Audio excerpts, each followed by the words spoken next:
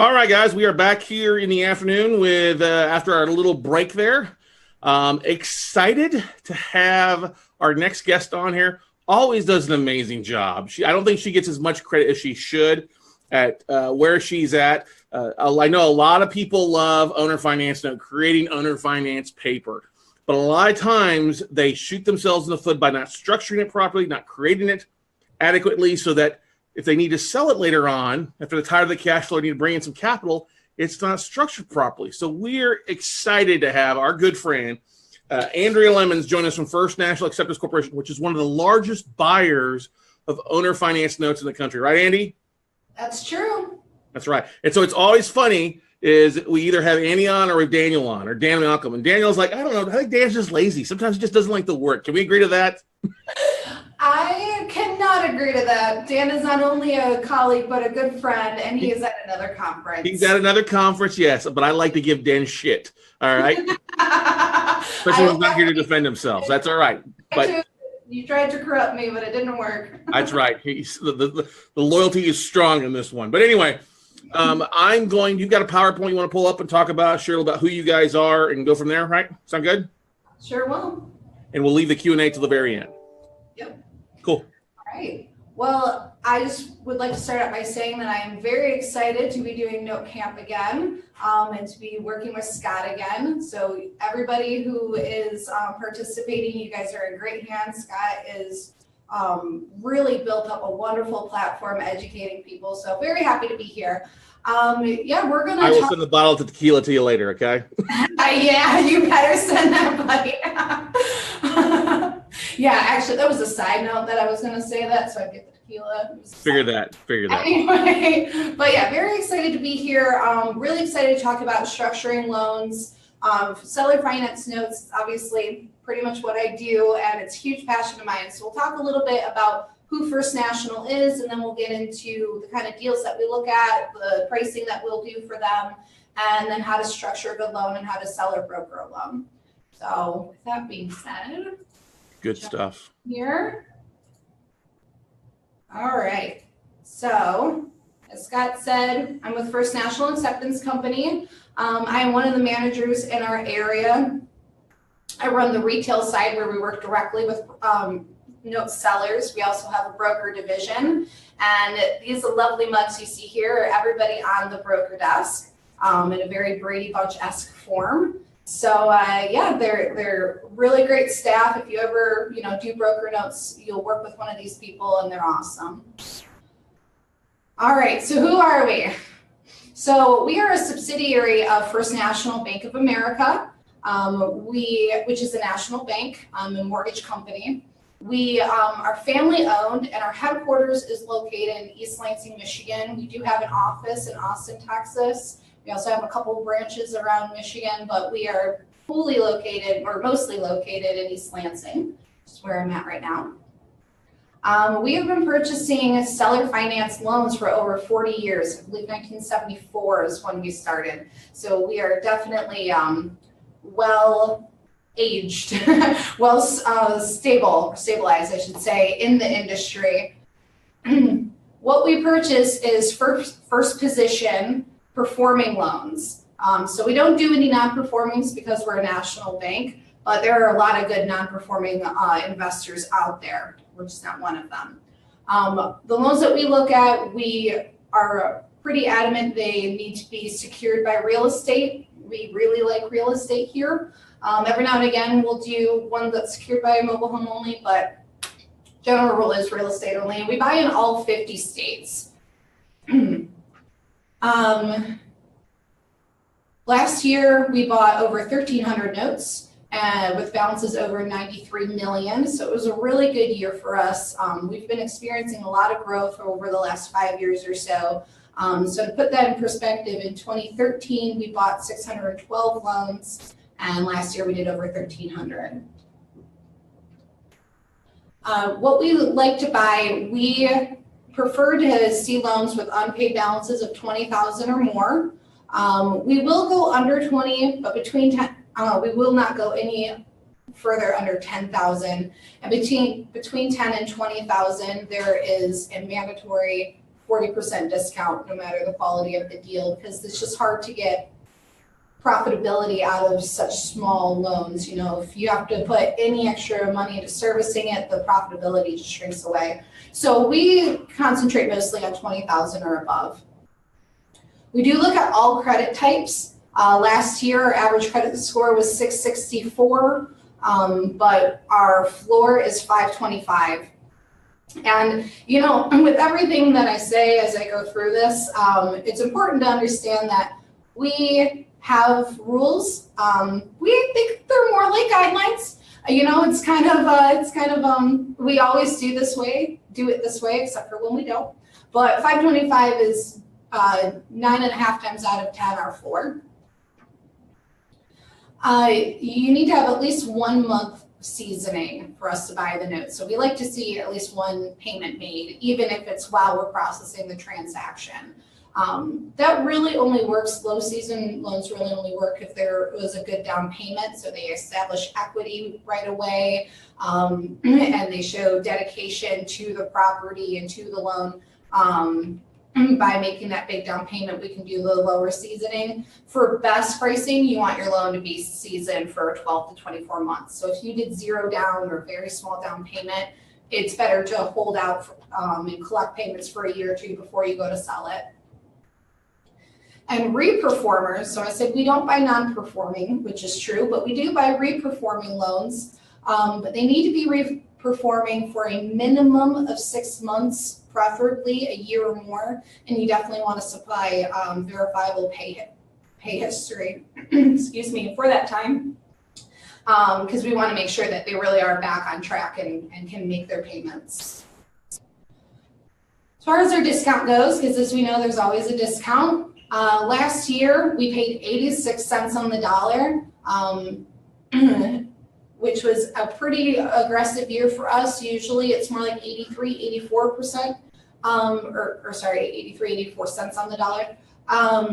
So we definitely did a lot with our pricing last year to try to make ourselves very competitive and aggressive, give people the most money for their assets, and make good deals. So our discount shrank, and it's worked well for us.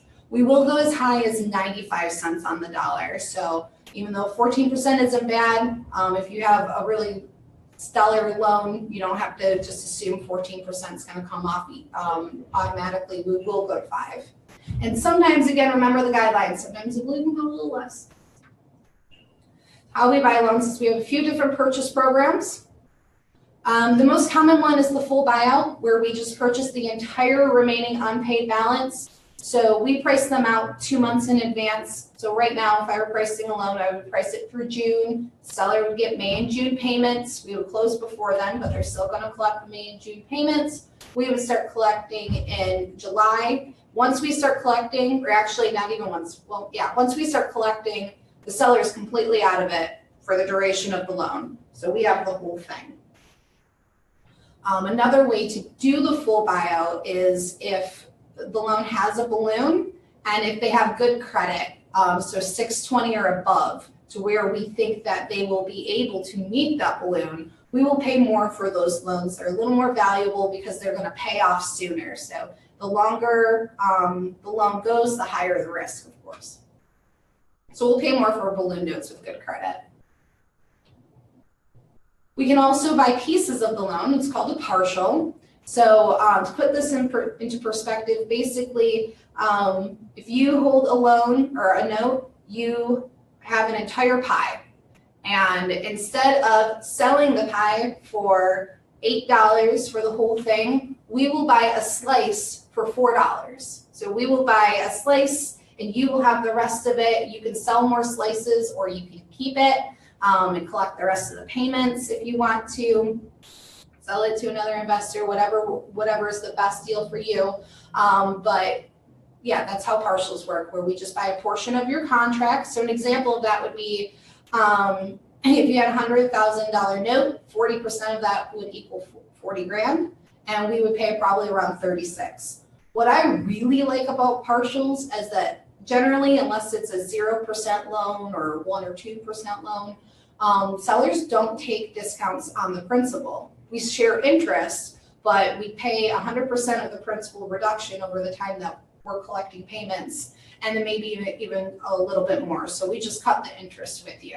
If you do 4 partials, you're going to make more than doing, or even 2 partials to sell your whole note. You're going to make more money than doing a full buyout. So I really like this program.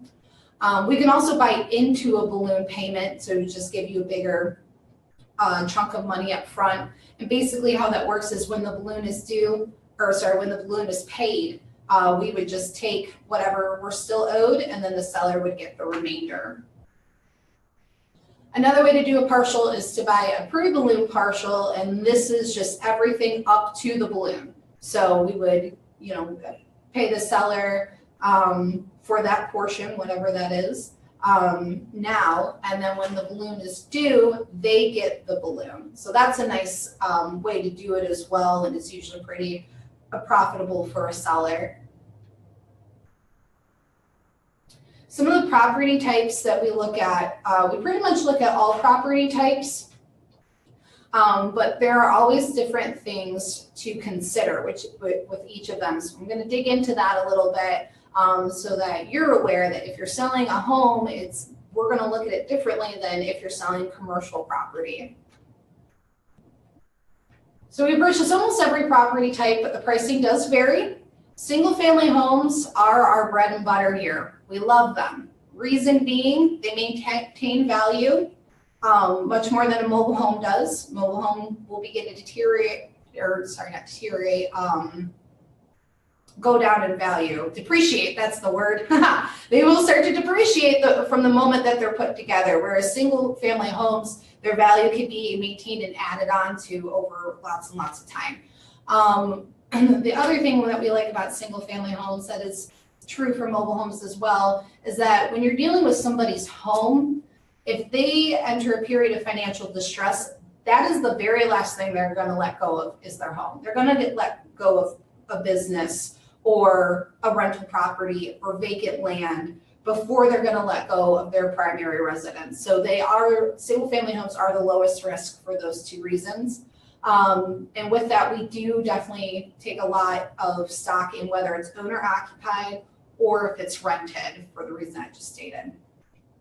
Mobile homes, kind of the same thing, but it has a little bit more that we have to consider. The status of the mobile home title is very important to us because we want to make sure the titles are perfected or retired appropriately so that we can service and release those loans appropriately when it's that time. A huge thing is, does it have land? Like I said, we really like real estate here. So if it's mobile home only, sometimes we'll do them, but it's not very often. Most of the time we don't do them because we want to have land to take back and resell rather than just having a piece of personal property.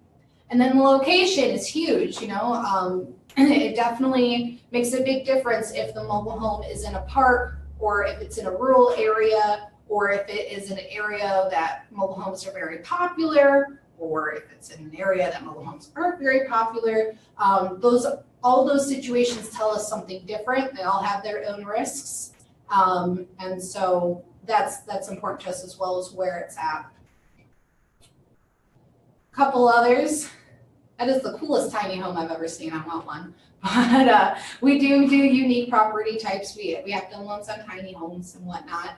And I'll get into that aspect a little bit more in a minute. But some other property types that we'll do, rental properties and multi-units. Our biggest concern with that is the cash flow. So is the purchaser collecting enough rent to not only cover their payment, but be profitable? And are they able to make those payments or loan payments if they have occupancies or vacancies in their units? And then the occupied status, of course, is very important to us. If you have a vacant rental property, that's a lot more risk than a rental property that has had the same tenants for 10 years. So we like to dig into that. Condos and second homes is kind of similar in the occupancy thing. If you have a second home that you visit twice a year, or you really is attached as a second home that you visit twice a month. So how the property is being used and what the plans for those are also important. Is your condo just somewhere that you plan to live for the next 5 years before you buy your forever home, or is it your forever home? So those are some things we think about with those. Commercial properties and land are the two riskiest ones. And so we definitely dig into those quite a bit. For all of them, you know, remaining term length is important to us. As I mentioned before, you know, if you have a long AM, a 30-year AM, that's a lot more risk than a 5-year AM. And especially when you're talking commercial and you're talking a property that isn't necessarily disposable, but in financial distress, you're going to let that go that's going to be among the first things that you let go. Term length is important. We generally only do partials unless the remaining term is 7 years or less for commercial. Occupancy, obviously important. Is it personally guaranteed? We prefer to see commercial loans personally guaranteed. We want a person on the hook for it. And then how the property is used. You know, we're going to look at an auto shop a lot different than we're going to look at a hair salon. There are some businesses that are just inherently rough, even if you're doing good right now. So take into, or think about the restaurant business rather. So the restaurant business, you know, people got to eat. So you think that's a great business to have in a property, but it's really tricky because even if people love your place and, you know, business is going well right now, that can change in a minute. Or people love your place, but the purchaser or the person that they're renting to isn't that great of a business person. They can still go down. We see it all the time. So, so property use is huge, and it comes, you know, the risks are very based on how it's used. Land, basically, raw versus improved is just a huge distinguishment to make. Improved land is obviously going to be a lot more valuable. And when I say improved, I don't necessarily mean structured. I mean utilities that does have access to water, sewer, electricity. Those are huge. Those are a lot easier to sell or to resell rather than just raw land, which is just dirt. So we'll do raw land. We prefer improved land if we're going to do a land deal. Property use or plans, very important to know, of course. You know, especially if the plan is to eventually one day build a house, there's not a whole lot of timeline or idea, logistics behind that. You know, we definitely want to make sure that we're not just buying loans where people are buying a dream. We want to buy loans where people are buying a dream that can be fulfilled. And then location. This really goes for all property types, but especially land. But I'll just talk, you know, in general terms here. With all property types, we take a lot, we take the resellability of the property into consideration. Because like I said, even if you have a purchaser who is paying wonderfully right now, you never know what's going to happen in a person's life and if they're going to enter a period of financial distress. And so it is important for us to make sure that our collateral is something that we can resell quickly, get a good price on, and hopefully not lose any money on if it does get to that point. So if it's in a limited market, that's a risk. If it's in a really saturated market, that's a risk. Also trendy properties like that tiny home that I mentioned. 2 years ago, tiny homes were all the rage. This year, they're still popular, but not like they were 2 years ago. In 5 years, they could be obsolete. So we definitely take the resellability factor very heavily into mind, at least our underwriters do. I'm just kidding. We all do when we look at loans. So, you know, just think about these things when you're putting together your loan. Think about what kind of property it is and what the risks are that go with that and how to structure your loan to kind of accommodate for that, or the kind of buyers that you want to get into that place that can accommodate for those risks. Or maybe you want to do some work to it before you sell it, those kind of things. Here I'm going to talk about some examples of some loans that we have purchased and kind of where they came in on price points. And then we'll look at a really bad one that is fake, but it's a compilation of things that we hear all the time that we we won't touch. So we'll start with the good loans. We have two examples of good loans that we bought 95 cents on the dollar, so only 5% discount. First one was a single family home in Georgia. We had a nice balance of 136,000 remaining. This loan, this purchaser had no credit, like nothing. Not even their library card, nothing. But they had 17% equity, which is a pretty good amount of equity. The thing that got us with this loan, why we were able to pay out so much, is they had a ton of seasoning. They had been there for forever, 150 months. And generally, if you've been there that long, you will stay till the end, especially if you only have another 150 or 120 months left. If you're around halfway through your loan, the risk factor for default does decrease quite a bit. Our second example is a single family home in Texas. We have a very handsome guy there in the Longhorns. I think they're called Longhorns. Anyway, the balance on this one was just over 141,000. This loan had 2 months of seasoning, so they only made 2 payments and had a 358-month remaining term.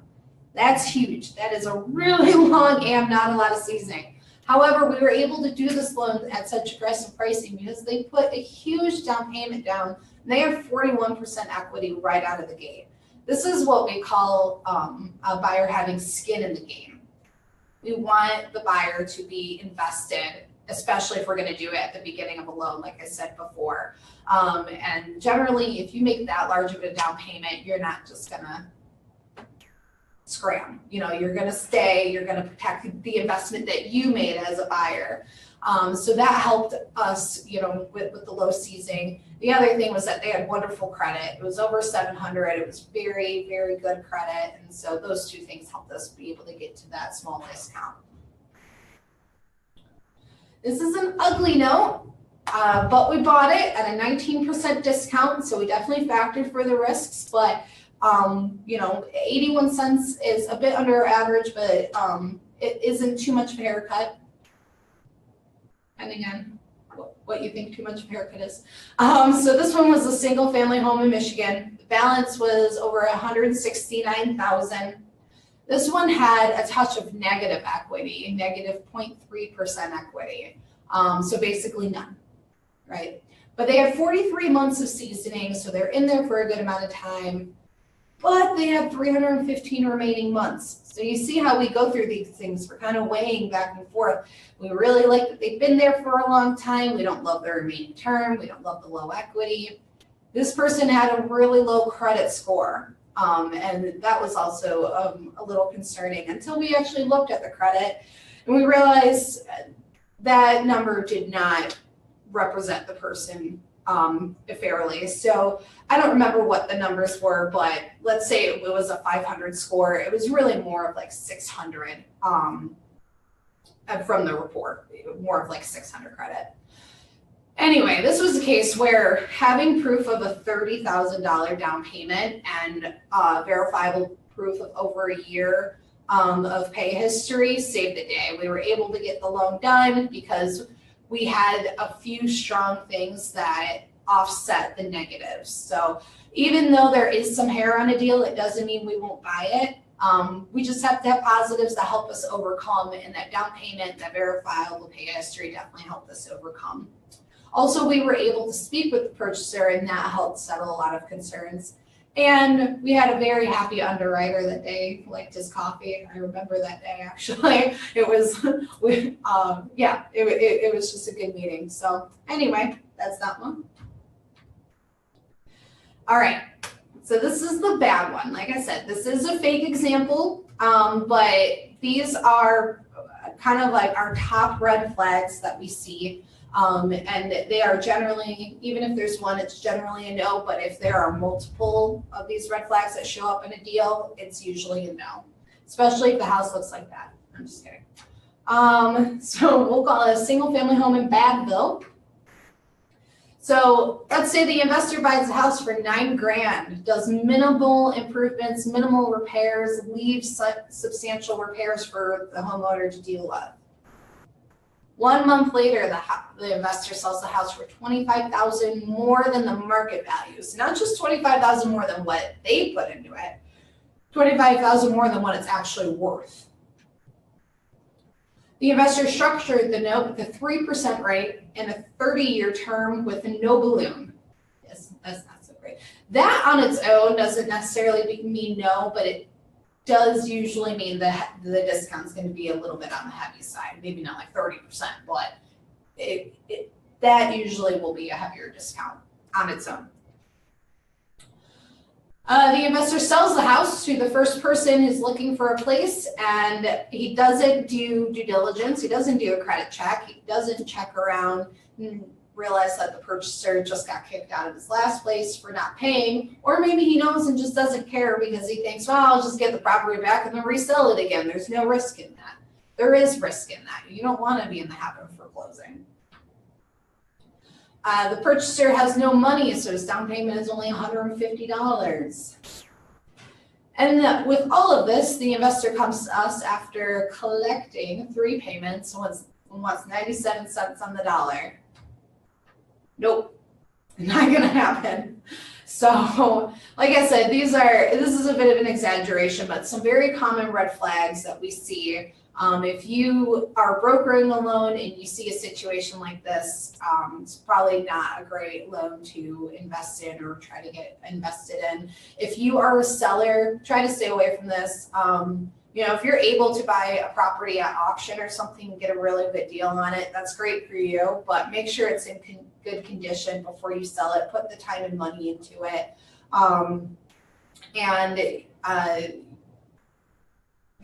And just do your due diligence, make a good deal out of it, basically. Don't oversell it. That's what I was going to say. All right, now we have a big note. This loan we bought at a 10% discount. Single family home in Florida. You notice the trend of single families. Balance was just over $624,000, so it was a pretty sizable loan. They had excellent credit, 11.5% equity. Which is, a good amount of equity. It's not stellar, which is probably why the discount was at 10% and not lower. We like to see 25% or more for optimal pricing, but 11.5 is pretty good. They had 15 months of seasoning and a balloon in 45 months. So this was nice, and the home was beautiful. So this was nice because they've been there for over a year. And we didn't have a long way to go. We only had a little less than 4 years to go before we could expect to be paid off. And with that credit, we could actually expect to be paid off. So we were able to purchase this loan for a 10% discount. All right, the moment we've all been waiting for. Structuring loans. I'm going to give you kind of a rule of thumb, but just keep in mind that the numbers that are represented here or that are stated here are not, they're not the end all be all for structuring a loan. So we call it the 10-10-10 rule. But really what that means is get the biggest down payment possible. If you can get 10%, that's amazing. Go for it. If you can get even more, that's great. Like I said, we want to establish that equity as soon as possible, make sure that our purchasers are invested in the property. But if you can't get 10%, not all is lost. If you can get 8% or 7%, it's still a pretty good down payment. You want to get the best interest rate possible. So if you can get a 10% rate and it's not usurious, it's not an illegal interest rate for your state, then go for it. But if you can't get 10%, 9 is still a good rate. 8 is still a good rate. 7.5 is still great. So basically, just get the best one you can get. And I wouldn't, definitely try to figure out what usury laws are. For individual note sellers, you don't have to worry about usury. But if you want to sell it to an institutional investor like FNAC, that is something that we have to worry about as being regulated.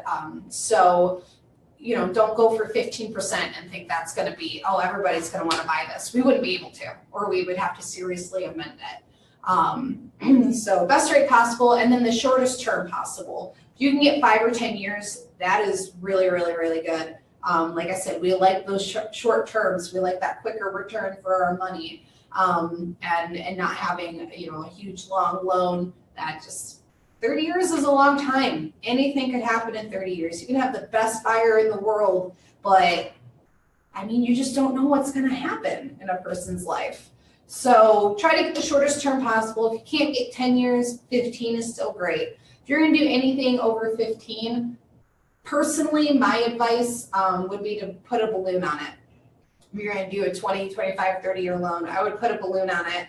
But don't put a balloon on somebody with 520 credit. It's just not fair. You know, it's never going to happen. So if you can check their credit and see what their likelihood of being able to refinance and pay off that balloon would be, then I would do that.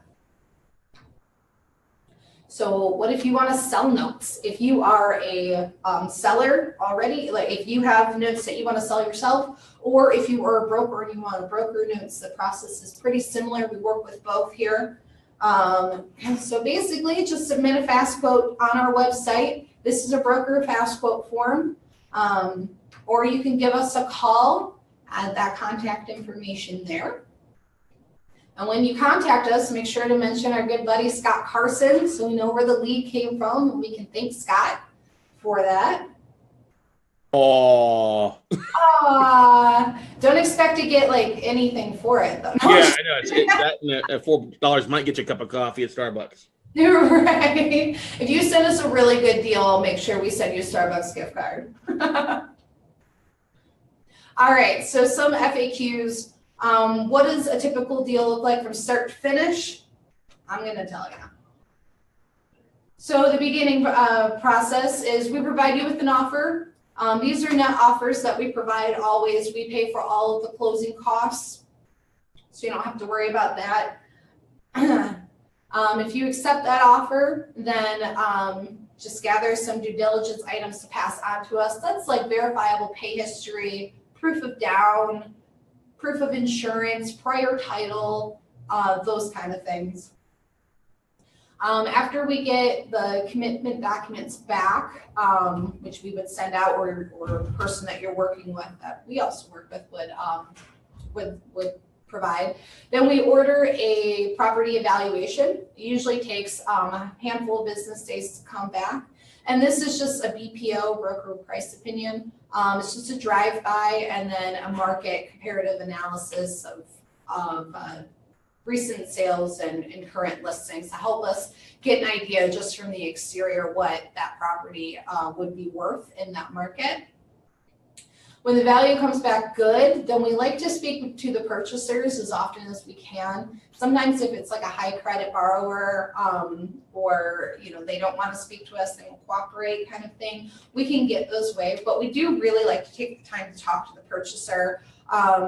Not only is it a good way for us to establish our relationship with them since we're going to be servicing the loan moving forward, but it helps us or helps our underwriters come to the decision on if we want to make this investment or not. So basically what we cover is, you know, we make sure we're on the same page with them as far as the terms of the loan and the balance. We explain who we are and how our servicing works. And then we kind of dig into the condition of the property, what improvements have been made, what still needs to be made, are the taxes paid, is it insured, all of those sorts of things. After we have all of that, then we present the file to underwriting.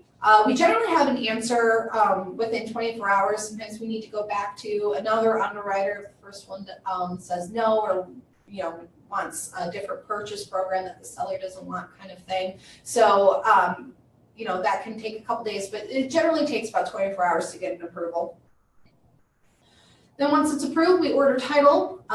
It can take 5 to 7 business days to come in. It really just depends on the title company. So if the deal takes a little bit longer, it is usually because we're waiting on the title commitment.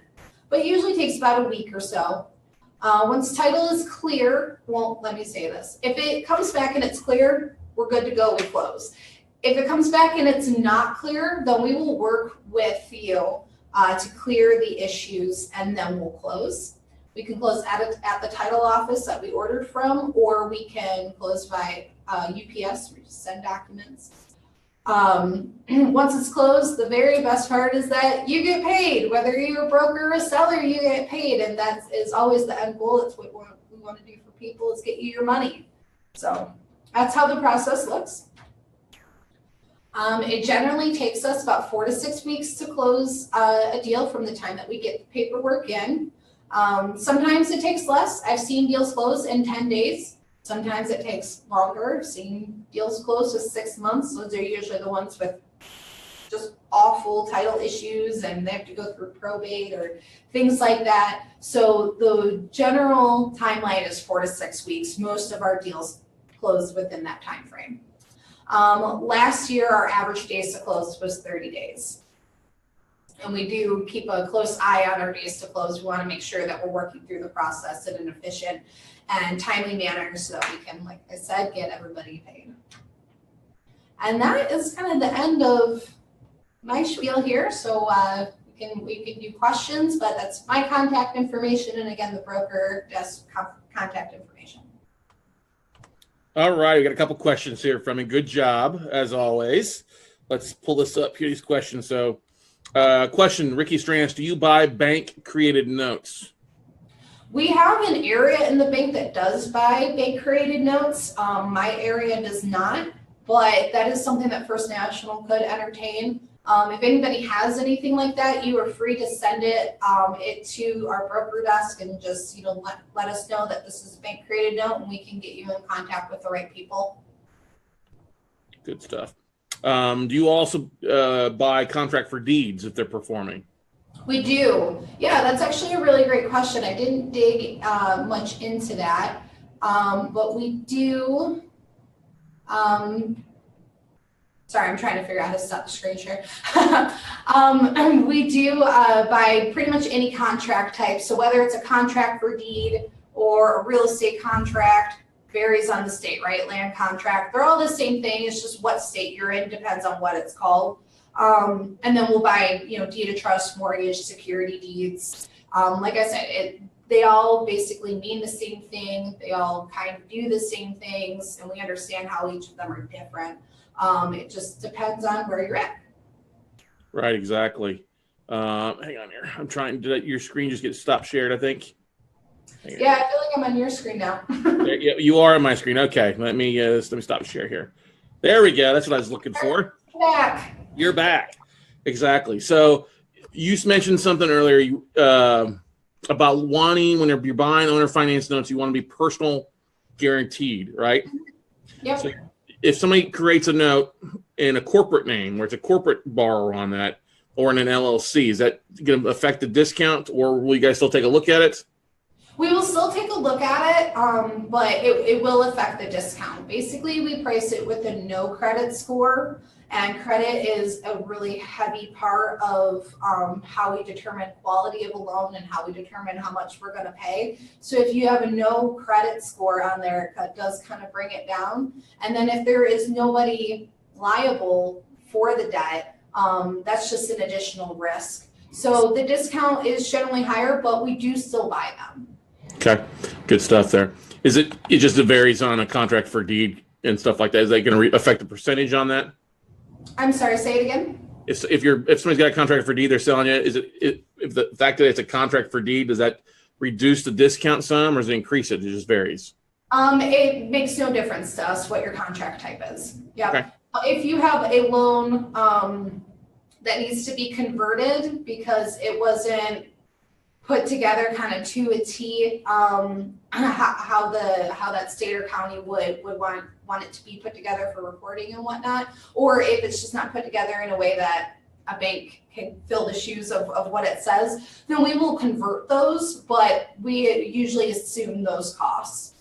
So yeah, the contract type doesn't affect pricing. Right. Now, if somebody's been self-servicing a loan, instead of having it with a licensed servicer, will that affect the discount? It does not. No, we buy deals all the time that have servicers. That's completely fine. We actually kind of like that because we can get verifiable pay history and we can know exactly what the balance is a lot easier for everybody because there's a servicer. There's an escrow that makes calculating that a lot easier. And as far as the servicers go, It's really up to the purchaser on if they want to stay with their servicer or if they want to come to us. The benefit for them canceling their servicing and coming to us is that we don't charge for servicing. So they don't have to pay us a monthly fee like most private servicers would require. And we have a professional servicing staff that services thousands of loans. So we kind of got that down and whatnot. But yeah, service does or not does not affect the discount. We can work with it either way. Yeah, but if they're self-servicing, no. Means that they don't have a servicer. They're the ones collecting everything. That will affect the discount, though, won't it? No, it won't. Nope. Either way, whether it's serviced or not, we're going to pay you the same amount. If it's self-serviced, just make sure that you're keeping good pay record, and just you have an idea of what the balance is, and you and the purchaser are kind of on the same page about that. But nope, it doesn't affect the discount either. I mean, we buy tons that are both ways. Okay, cool. That's good to me. Randy has a question. Is there what's the minimum credit score advisable for a note with a 7-year balloon? And the question I'm going to ask Randy is, what's the interest rate on the loan already? Yeah, that's their down payment or anything right there too. Yeah, that's good to know. If you have any kind of balloon, especially if it's a shorter one where they're going to hit it sooner, I would say 620 minimum for credit, because you want them to be able to refinance, right? So I think the minimum score for that is generally 650 area.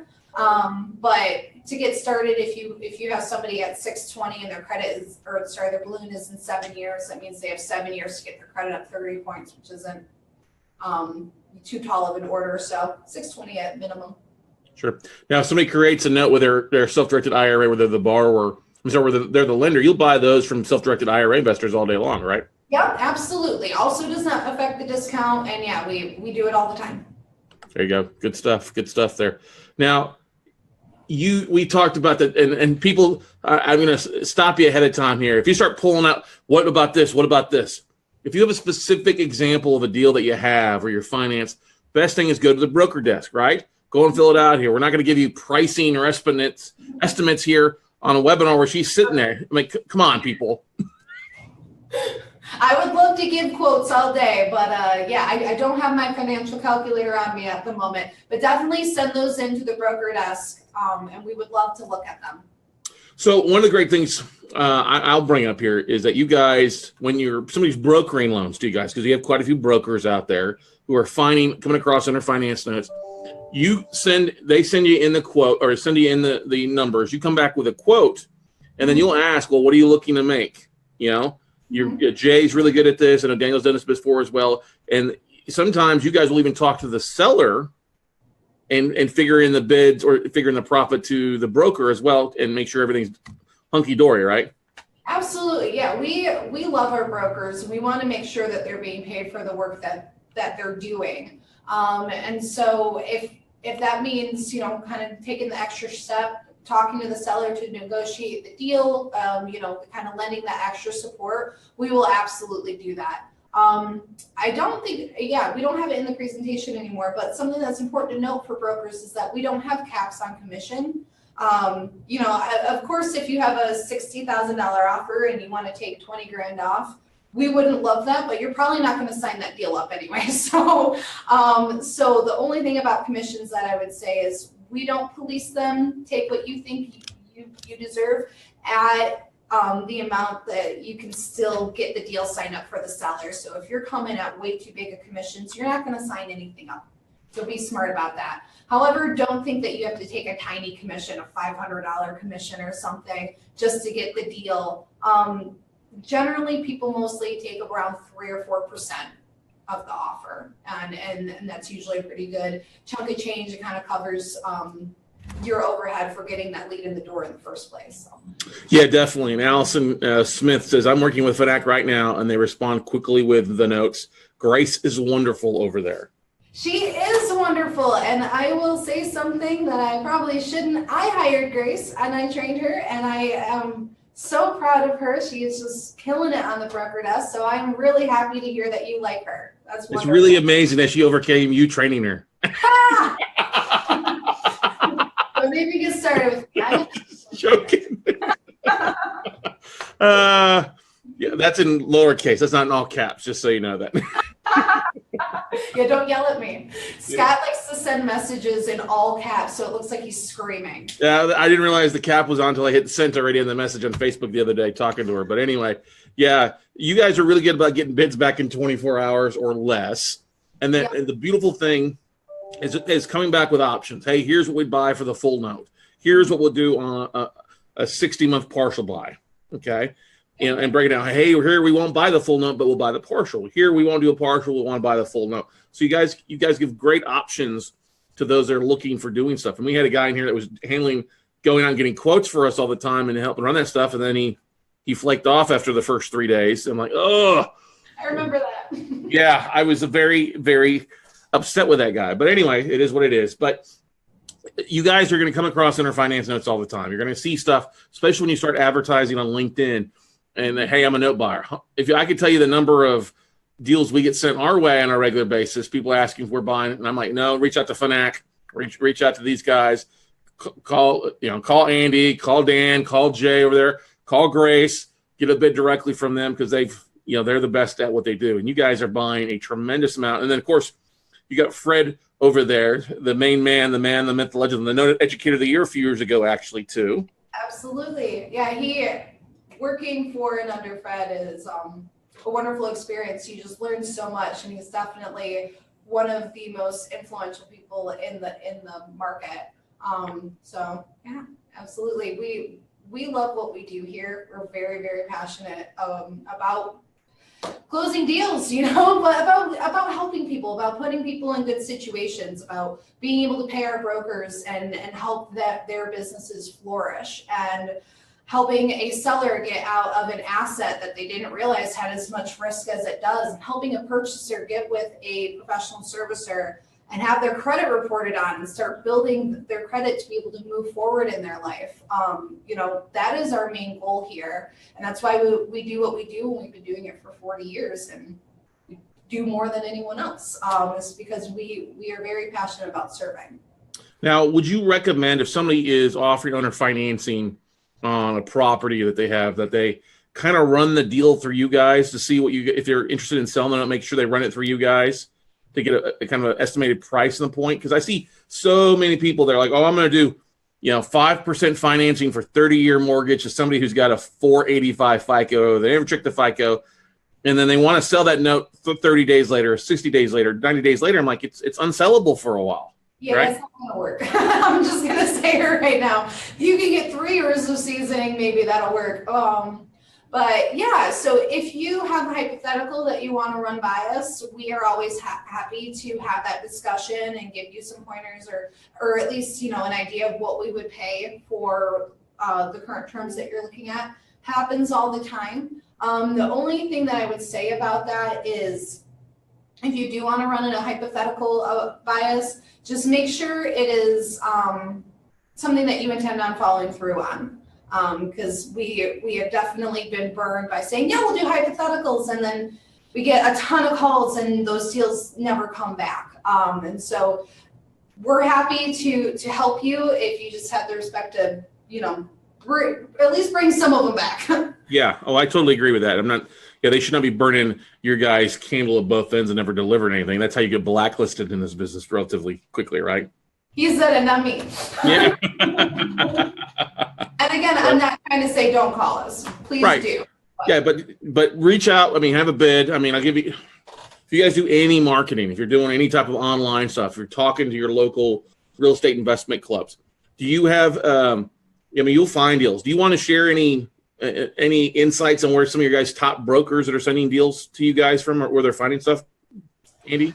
The consistent thing that they always say, and it's been true for decades, is mailers. Just mailing people letters in the mail, that is still one of the top ways that we get our leads, and our brokers as well, buy lists of names and market them with really nice professional looking mailers. And then copy Scott on this whole internet platform thing. And, just build up as much of a presence online as possible. The last few years, we ourselves have seen a big increase in internet leads because we've just hard to build up that platform. And in the 21st century, there's no reason why you shouldn't. I mean, most people are online, do most of their stuff online. We have online submission forms because some people just don't have the time to call, or, we're getting antisocial as a society. Sometimes we don't want to talk on the phone, so build up that online platform as much as you can. And then network some more. If you are in cahoots with people who are respected in the industry, people will follow. Good point there. What other questions do you guys have for Miss Lemons this afternoon?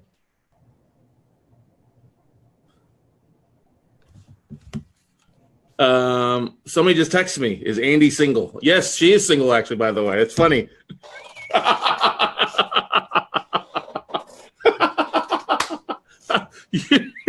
I'll do the hookup there for you. I'll send you a photo, Andy, and you can say yes or no. Andy is single. Andy is also as hard as I seem. That in mind. Good stuff. Questions here. All right. Justice, very good talk. Thank you. Casey asked, do you guys ever sell any non-performers? We don't really sell our loans very much. Occasionally we will clear out like some seconds, free up some capital to reinvest in performing first, but not typically. You guys have a low default rate anyway, based on Fred's and my discussions.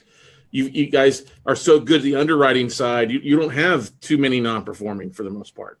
Yeah, not really. Our default rate is pretty low, and we're just a weird bank. I mean, the fact that we participate in this niche market alone should show you that. So we do things a lot differently than most banks do. Whereas we do everything ourselves. So we do all of our own production, we do all of our own servicing, we foreclose on our own, we resell our inventory properties on our own. And if the buyer wants to finance the house, we'll do that ourselves too, and then bring it back in and service it. So yeah, we typically take care of our non-performings on our own. But thank you for the offer. What was that, Amy? I said, but thank you for the offer. Right. You gotta love my sharks on here. Always looking for deals.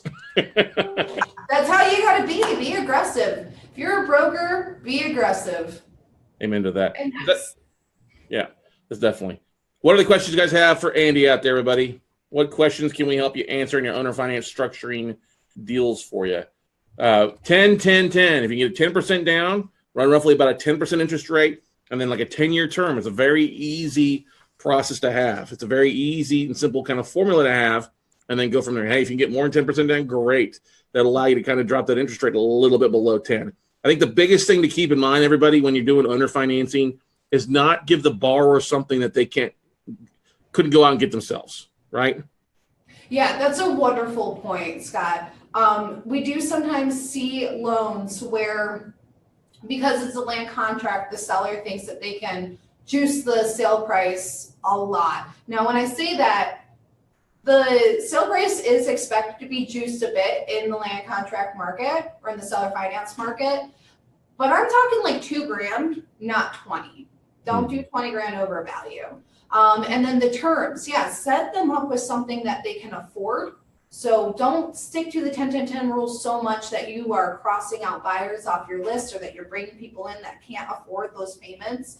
You want to set it up in a way to where you have a good borrower coming in that can make the payments that you're setting up for them. And like Scott said, something that they could get on their own. We obviously, high interest rates are great. We pay good money for 5% and 4% rate loans too. So I'm not saying only 8 or 9 or 10. Lower rates are good. 5%, 6% still a pretty good return on money. And especially if you want to do a partial, or if you're just, looking to create the loan and maybe you'll sell it, maybe you won't, don't price yourself out, and don't price the purchaser out. Good points there. Good stuff. Any other questions for Andy? Anything you want to leave them with, Andy? I'm sorry, say it again. Anything you want to leave them with before we wrap it up with you? Yeah, again, I just want to thank you so much, Scott, for having me. This is always a blast. All the Facebook marketing, my answer's so proud of me. So thank you for that. Um, and thank you to everybody who is watching and listening. Again, I love what I do here. I love this market. It is the most interesting industry anybody could fall into. And it's constantly changing. So, just if you want to learn more, if you want to get involved in the market, keep following this guy, call me, and the two of us will get you set up. There you go. Love it. I think it's a great way to wrap up this session. So thanks for joining us. You guys be warm out there. All right. Too much trouble. And we'll talk to you later on. All right, Andy? Sounds good. Thank you. Thank you. Bye-bye. All right, guys, that's going to wrap it up for this session. We've got about 30 minutes till our next speaker, Christy Whites with Serving Social, joins us. She'll actually be here in the office, WCN War Room, be actually presenting from here. And we look forward to seeing her here in just a few minutes. But you got a 30-minute break till we get started again. See you guys back in about 30.